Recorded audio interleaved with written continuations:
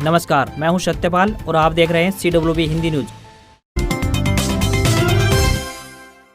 मौसम update. Haryana, Delhi NCR के लोगों को गर्मी से जल्द मिलेगी राहत। बारिश पर आईएमडी ने दिया ये अपडेट। सोमवार को कमजोर मौसम प्रणाली के कारण हरियाणा के दक्षिणी हिस्सों महेंद्रगढ़, रेवाड़ी, फरीदाबाद, गुरुग्राम, पलवल, सोहना, तावड़ू, नूंह और मेवात में सुबह से ही बादलवाई और कुछ स्थानों पर हल्की बारिश और तेज हवाएं चलने की गतिविधियां दर्ज की गई। आज एक और कमजोर पश्चिमी विक्षोभ सक्रिय होने से हरियाणा व एनसीआर, दिल्ली में आंशिक प्रभाव देखने को मिलेगा। हरियाणा के उत्तरी जिलों खासकर पंचकुला, अंबाला, यमुनानगर, कुरुक्षेत्र, करनाल, कैथल आदि में हल्की बारिश और तेज गति से धूल भरी हवाएं चल सकती हैं। आने वाले दिनों में लगातार एक के बाद एक मध्यम श्रेणी के पश्चिमी विक्षोभ सक्रिय होने जा रहे हैं। पहला 16 जून को, दूसरा 18 जून और तीसरा 20 जून को सक्रिय होने वाला है, जिसकी वजह से संपूर्ण हरियाणा व एनसीआर में 16 से 22 जून तक 50 से 60 किलोमीटर प्रति घंटे की रफ्तार से तेज हवाएं चलने तो साथ साथ हल्की बूंदाबांदी, बारिश या फिर तेज बारिश और कुछ एक स्थानों पर ओलावृष्टि की संभावना बन रही है। इस दौरान संपूर्ण इलाके से भीषण गर्मी का दौर समाप्त हो जाएगा और आमजन को राहत की बारिश देखने को मिलेगी।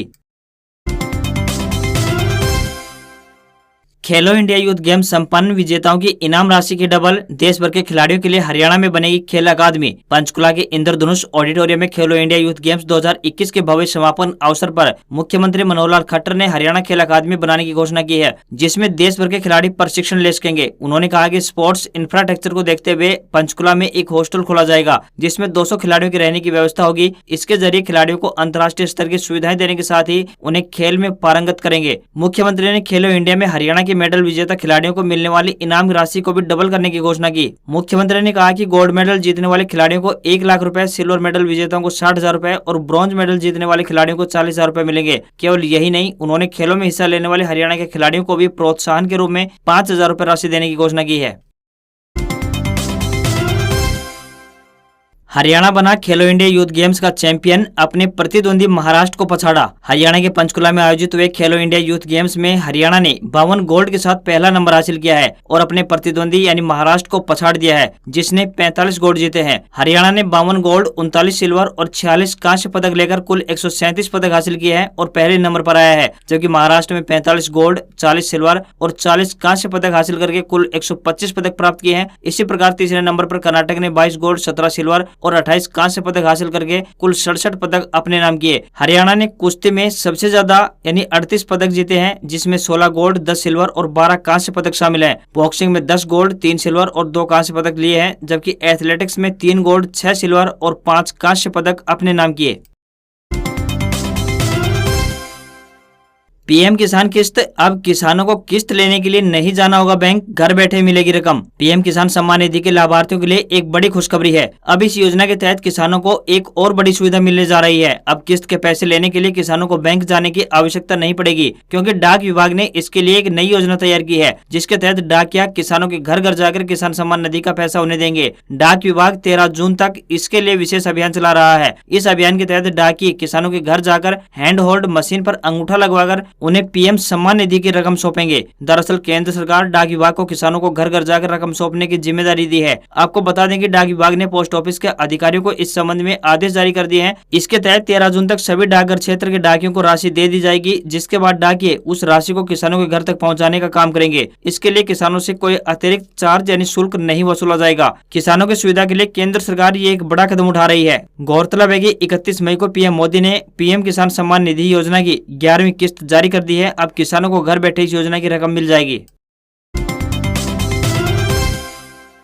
बिजली निगम का नया फैसला, खेतों में किसान फव्वारा पद्धति से सिंचाई करेंगे तो मिलेगा ट्यूबवेल कनेक्शन। प्रदेश में गिरते भूजल स्तर को देखते हुए सरकार ने खेतों में सिंचाई के तौर तरीके में बड़ा बदलाव करने का फैसला लिया है। खेतों में पानी की बर्बादी न हो, इसके लिए हरियाणा सरकार ने खेतों में सिंचाई के लिए अंडरग्राउंड पाइप बिछाने और टपका प्रणाली से सिंचाई करने के आदेश जारी किए हैं। जिन गाँव में भूजल स्तर 100 फीट से नीचे है, वहाँ के किसानों को अब पाइप द्वारा टपका प्रणाली यानी माइक्रो इरिगेशन सिस्टम से सिंचाई करनी होगी। जिन गाँव में भूजल स्तर 100 फुट तक है, वहाँ अंडरग्राउंड पाइप डाली जाएगी, ताकि ट्यूबवेल से खेत तक पानी पाइप के माध्यम से जा सके और पानी की बर्बादी न हो। इस संबंध में दक्षिण हरियाणा बिजली वितरण निगम केवल उन्हीं किसानों को ट्यूबवेल के कनेक्शन जारी करेगा जो किसान इन शर्तों की पालना करेगा। इससे पहले प्रदेश के 45 ब्लॉक डार्क जोन में थे।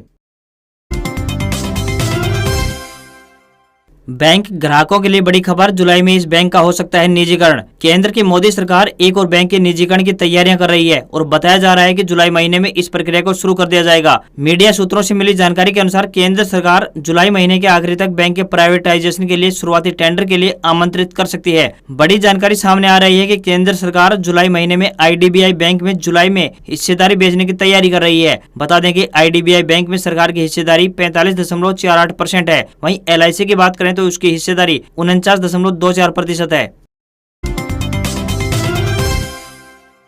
मुख्यमंत्री विवाह शगुन योजना, लड़की की शादी से 2 महीने पहले करें आवेदन, कन्यादान के तौर पर मिलेंगे 71,000 रुपए। कुरुक्षेत्र के उपायुक्त मुकुल कुमार ने कहा है कि हरियाणा सरकार द्वारा मुख्यमंत्री विवाह शगुन योजना के तहत पात्र व्यक्तियों को दी जाने वाली शगुन राशि में बढ़ोतरी की गई है। योजना के तहत गरीबी रेखा से नीचे जीवन यापन करने वाले अनुसूचित जाति के परिवारों को कन्यादान के तौर पर अब 71,000 रुपए की राशि प्रदान की जाएगी। इस योजना के तहत शगुन के तौर पर 66,000 रुपए की राशि शादी के अवसर पर तथा शेष 5,000 रुपए की राशि शादी के 6 महीने के अंदर शादी रजिस्ट्रेशन कार्यालय में आवेदन जमा करवाने के उपरांत दे दी जाएगी। उपायुक्त मुकुल कुमार ने बातचीत करते हुए कहा कि समाज के सभी वर्गों की विधवाओं, तलाकशुदा, अनाथ, बेसहारा औरतों जिनकी वार्षिक आय 1,80,000 रुपए से कम हो को उनके बच्चों की शादी के लिए भी 51,000 रुपए की राशि दी जाएगी। उन्होंने बताया कि आवेदक को अपनी लड़की की शादी से 2 महीने पहले आवेदन करना होगा और शादी के 3 महीने बाद तक भी प्रार्थी देरी के किसी ठोस कारण सहित आवेदन कर सकता है। उन्होंने सभी पात्र आवेदकों से अपील की कि वे योजना का लाभ उठाने के लिए शादी से 2 महीने पहले ही आवेदन करें।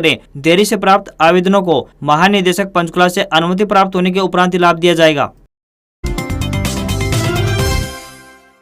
अंतर्राष्ट्रीय योग दिवस पर भिवानी में राज्य स्तरीय कार्यक्रम, हरियाणा सरकार ने की ये तैयारी। हरियाणा के स्वास्थ्य एवं आयुष मंत्री अनिल विज ने कहा है कि आगामी 21 जून को 8वां अंतर्राष्ट्रीय योग दिवस योग प्रोटोकॉल के साथ मास योग डेमोन्स्ट्रेशन पर फोकस रखते हुए मनाया जाएगा और अंतर्राष्ट्रीय योग दिवस 2022 पर ब्रांड इंडिया ग्लोबली और शोकेस इट्स आइकॉनिक प्लेसेस पर फोकस किया जाएगा। इस बार योग दिवस की थीम योगा फॉर ह्यूमैनिटी है। इस बार देश भर की 75 आइकॉनिक साइट पर योग दिवस 2022 मनाया जाने का भी निर्णय लिया गया है। इस बार भारत सरकार ने राज्यों के साथ भागीदारी करके 25 करोड़ भागीदारों को शामिल करने का लक्ष्य रखा है।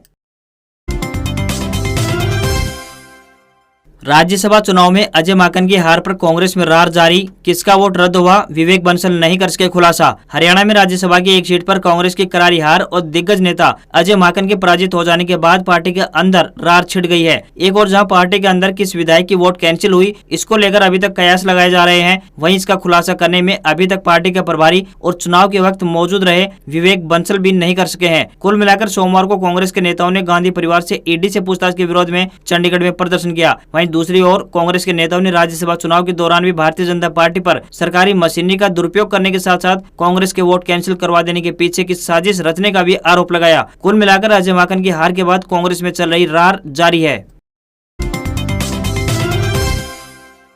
हरियाणा पुलिस की योजना, अब साइबर हेल्पलाइन नंबर 1930 के फोन कॉल डायल 112 पर होंगे ट्रांसफर। हरियाणा प्रदेश में वर्ष 2021 और 2022 के बीच राज्य सरकार की सबसे महत्वाकांक्षी परियोजनाओं में से एक हरियाणा 112 के माध्यम से प्रदेश में आपातकालीन सेवा वितरण प्रणाली के स्तर को और अधिक ऊपर उठाने की दिशा में एक अभिनव पहल की गई है। 12 जुलाई 2021 को नागरिकों को समर्पित की गई इस महत्वाकांक्षी परियोजना के माध्यम से लगभग 10 महीने की छोटी सी अवधि में 46 लाख नागरिकों की मदद कर एक नया मील का पत्थर हासिल किया है। हरियाणा 112 के स्टेट नोडल अधिकारी AS चावला ने बताया कि साइबर हेल्पलाइन नंबर 1930 यानी 1930 को आज हरियाणा 112 से जोड़ दिया गया है, जो हरियाणा 112 ARSS परियोजना के लिए एक नया मील का पत्थर है। राज्य भर से 1930 से संबंधित कॉलों की लैंडिंग 112 पर शुरू हो गई है।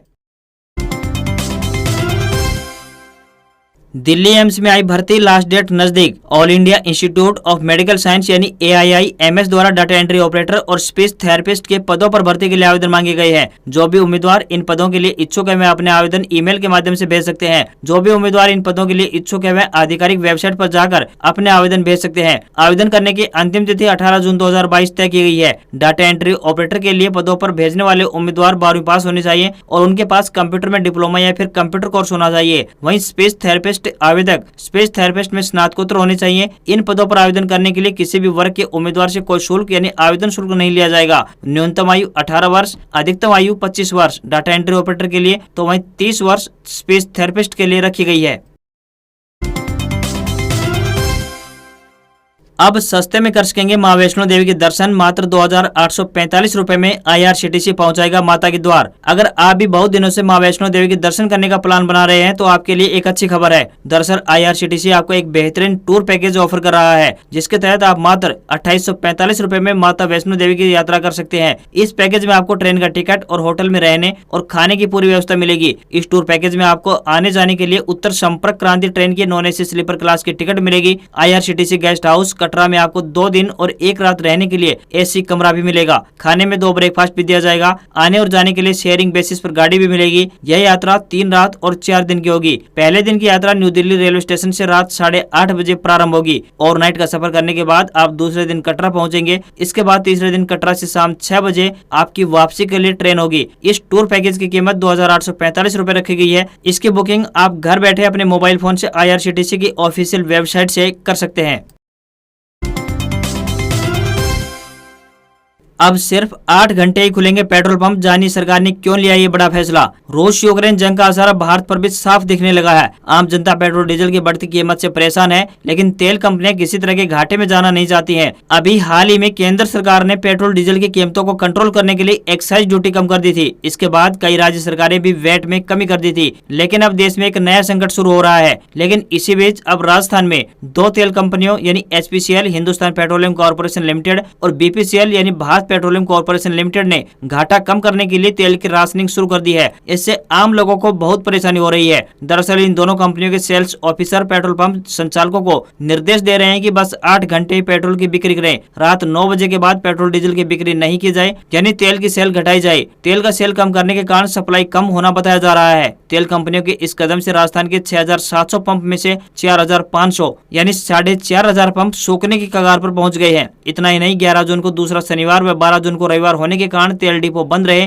इसके अलावा रिलायंस व SR के पंप पर तेल की बिक्री ही नहीं हो रही है। आम जनता पहले ही पेट्रोल डीजल की बढ़ती हुई महंगाई से परेशान थी। इसके बाद तेल की किल्लत ने उन्हें और परेशान कर दिया है। राहुल गांधी से ईडी ने 9 घंटे पूछताछ की। राहुल बोले, अगर रात को रुकना हो तो डिनर के बाद आऊं। जांच एजेंसी ने आज फिर बुलाया। नेशनल हेराल्ड केस में सोमवार को प्रवर्तन निदेशालय यानी ईडी ने राहुल गांधी से करीब 9 घंटे पूछताछ की। राहुल ने देर रात तक हो रही पूछताछ के दौरान ईडी के अफसर से कहा कि क्या रात को यही रोकने का इरादा है, यदि हाँ तो मैं रात का डिनर के बाद आऊँ। सूत्रों के मुताबिक जाँच एजेंसी ने उन्हें पूछताछ के लिए मंगलवार को दोबारा बुलाया है। पूछताछ के दौरान एजेंसी उनके जवाब से संतुष्ट नहीं दिखाई दी। उनसे कुछ पेपर्स भी मांगे गए हैं। राहुल कई बार एजेंसी के सवाल का जवाब देने से बचते नजर आए। इसके बाद उन्हें मंगलवार यानी आज दोबारा से बुलाया गया है। वहीं दूसरी तरफ पुलिस ने राहुल गांधी के साथ ईडी ऑफिस जा रहे नेताओं को हिरासत में ले लिया। इनमें राजस्थान के मुख्यमंत्री अशोक गहलोत, छत्तीसगढ़ के मुख्यमंत्री भूपेश बघेल, मध्य प्रदेश के पूर्व मुख्यमंत्री दिग्विजय सिंह, उत्तराखंड के पूर्व मुख्यमंत्री हरीश रावत और कांग्रेस सांसद रणदीप सिंह सुरजेवाला समेत कई नेता शामिल हैं। राजस्थान में तेज बारिश। सिरोही उदयपुर में 2 इंच तक वर्षा पानी। 14 जिलों में 2 दिन बरसात का अलर्ट जारी। राजस्थान में मानसून को लेकर अच्छी खबर है। राज्य में डूंगरपुर बांसवाड़ा के रास्ते 10 दिन में मानसून की एंट्री हो सकती है। रविवार रात को सिरोही उदयपुर में 2 इंच बारिश हुई है। जयपुर, कोटा, उदयपुर, भरतपुर, जोधपुर और अजमेर संभाग के 29 जिलों में सुबह से ही आसमान बादलों से ढका रहा। दक्षिणी राजस्थान के 9 जिलों में अच्छी बारिश भी हुई है। सिरोही के आबू रोड पर पिछले 24 घंटों के दौरान 43 mm बरसात हुई है। इसी तरह बांसवाड़ा, धौलपुर, करौली के हिंडौन, उदयपुर, अलवर, जयपुर जिले के कई हिस्सों में भी बारिश हुई है। अलवर में 26 mm तक बारिश दर्ज की गई। वहीं दूसरी तरफ मौसम विशेषज्ञों की माने तो मानसून की दक्षिण पश्चिमी सीमा आगे बढ़ते हुए महाराष्ट्र में मुंबई तक पहुंच गई है और 1 से 2 दिन में गुजरात में प्रवेश कर जाएगी। मानसून जिस गति से आगे बढ़ रहा है उसे देखते हुए संभावना बन रही है कि 20 जून तक राजस्थान की सीमा में भी मानसून की एंट्री हो सकती है। मौसम विभाग ने 14 और 15 जून को अलवर, भरतपुर, धौलपुर, दौसा, अजमेर, टोंक, भीलवाड़ा, पाली, जालोर, सिरोही, कोटा, सवाईमाधोपुर, बूंदी, बारां जिले में बारिश होने के साथ साथ तेज गति से हवा चलने की संभावना जताई है। आज खबरों में बस इतना ही। देखते रहिए CWB हिंदी न्यूज। नमस्कार।